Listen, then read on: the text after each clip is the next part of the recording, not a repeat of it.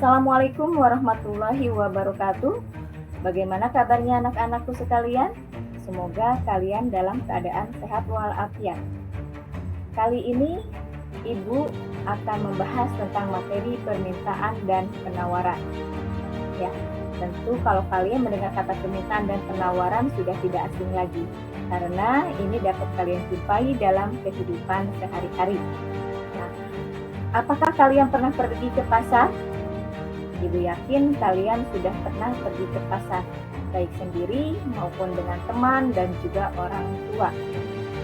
Di pasar, kalian dapat menjumpai berbagai macam kebutuhan yang kalian inginkan. Bisa sayuran, pakaian, perabotan, alat elektronik, dan sebagainya. Selain barang-barang kebutuhan, di sana juga akan menjumpai adanya pembeli yang lain, kemudian ada juga penjual. Nah, apa sih barang yang akan kalian beli pada saat kalian pergi ke pasar? Nah, di sini pembelian itu dikatakan juga dengan permintaan. Nama lain dari permintaan itu adalah demand, ya, di mana permintaan itu adalah sejumlah barang dan jasa yang ingin dibeli oleh pembeli pada tingkat harga dan waktu yang sudah ditentukan. Artinya, harganya sudah ditentukan oleh pembeli sesuai dengan kemampuannya, begitu pula dengan waktunya sudah ditentukan, apakah mau di pasar, mau di supermarket, atau mau di warung. Selain permintaan, tentunya ada juga penawaran. Nah, penawaran ini adalah sejumlah barang yang ditawarkan oleh penjual pada tingkat harga dan waktu yang telah ditentukan. Nah, bukan saja pembeli, tentu saja penjual juga akan menawarkan berbagai barang yang dijualnya, bukan? Nah, di sini harga ini sudah ditentukan oleh penawaran atau oleh penjual. Jadi penjual bisa menentukan berapa harganya, kemudian waktunya pun ditentukan di penjual. Apakah penjual itu akan menentukan waktunya di pasar atau di mal dan sebagainya. Nah, barang yang ditawarkan beraneka ragam, ya, baik itu ada sayuran, ya, kemudian pakaian dan sebagainya. Nama lain dari penawaran itu adalah surplus, ya, atau dengan simbol S. Nah, faktor apa saja yang mempengaruhi permintaan? Di sini ada 4. Ada harga barang, kemudian ada pendapatan, ada selera, dan ada jumlah penduduk. Harga barang ini dapat mempengaruhi permintaan.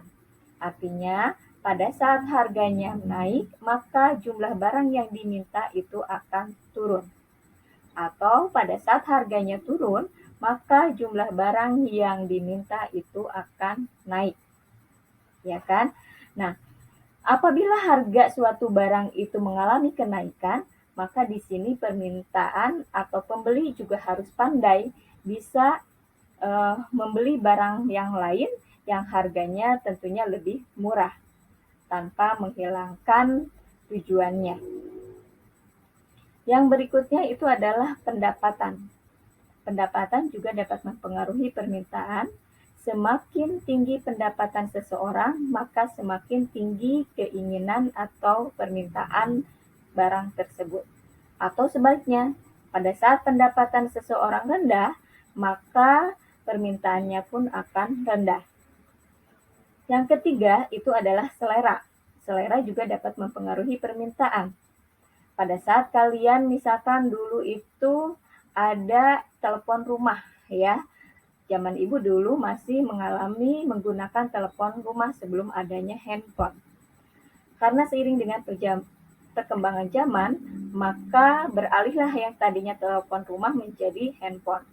Nah, karena handphone itu sangat dibutuhkan oleh berbagai masyarakat dan meningkatkan selera masyarakat terhadap barang tersebut, sehingga selera terhadap handphone itu akan meningkat dan itu mempengaruhi permintaan.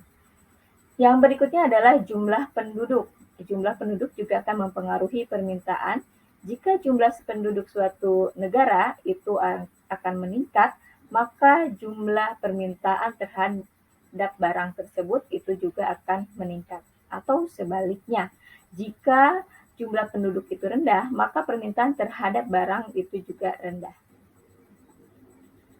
Kemudian, selain faktor permintaan, ada juga faktor penawaran, di mana faktor penawaran itu ada harga, ada biaya produksi, tingkat teknologi, dan juga keuntungan yang diharapkan. Nah, harga ini dapat mempengaruhi penawaran, artinya pada saat harga produksi itu misalkan meningkat, maka petani kedelai, pada saat harga di pasar itu meningkat, maka petani kedelai akan menambah produksi kedelainya. Yang kedua, biaya produksi. Pada saat biaya produksi itu meningkat, maka itu juga akan mempengaruhi penawaran, kemudian penjual akan mengurangi penawaran terhadap barang tersebut. Atau sebaliknya, pada saat biaya produksi itu rendah, maka penjual akan menambah barang yang ditawarkannya. Ketiga adalah tingkat teknologi. Nah, tingkat teknologi juga dapat mempengaruhi penawaran. Jika teknologi yang awalnya masih menggunakan manual, itu bisa memproduksi sebanyak 250 piece, kemudian teknologi yang semakin canggih, artinya di sini semakin banyak produksi yang dihasilkan dari 250 menjadi 1000 piece, maka di sini akan mempengaruhi penawaran. Yang keempat adalah keuntungan yang diharapkan. Keuntungan yang diharapkan ini akan mempengaruhi penawaran. Artinya di sini pada saat seorang petani mengetahui bahwa harga kedelai itu menurun, maka dia akan mengurangi produksi kedelainya. Atau sebaliknya, pada saat kedelai itu meningkat, maka petani itu akan meningkatkan produksi kedelainya sehingga keuntungan yang diharapkannya itu sesuai dengan prediksinya. Hukum permintaan berbunyi jika harga naik, maka jumlah barang yang diminta akan turun, atau sebaliknya jika harga turun, maka jumlah barang yang diminta itu akan naik. Nah, pada saat hukum permintaan ini berbanding terbalik sifatnya ya, dan hukum permintaan itu sifatnya ceteris paribus. Ceteris paribus di sini adalah ceteris paribus yang mempengaruhi terhadap faktor-faktor yang mempengaruhi permintaan. Sedangkan untuk hukum penawaran berbunyi jika harga naik, maka jumlah barang yang ditawarkan juga akan naik. Atau jika harga turun, maka jumlah barang yang ditawarkan juga akan turun. Nah, di sini sifatnya adalah berbanding lurus, dan di sini hukum permintaan juga adalah bersifat ceteris paribus. Artinya bila keadaan lain tetap atau tidak berpengaruhi terhadap faktor-faktor yang mempengaruhi penawaran. Nah, di sini ada pertanyaan, kalian silahkan jawab pertanyaannya ya. Mengapa pada saat menjelang Hari Raya Idul Fitri harga barang naik dan permintaannya juga naik? Kenapa demikian? Ya, nah ini bisa kalian jawab di buku ya. Kemudian ada juga kuis ya. Di sini kuisnya silahkan kalian jawab pertanyaan di bawah ini untuk materi permintaan dan penawaran ini. Yang pertama adalah jelaskan penyebab pergeseran kurva permintaan suatu barang yang arahnya ke kiri. Yang kedua, mengapa adanya barang pengganti berpengaruh terhadap besar kecilnya permintaan.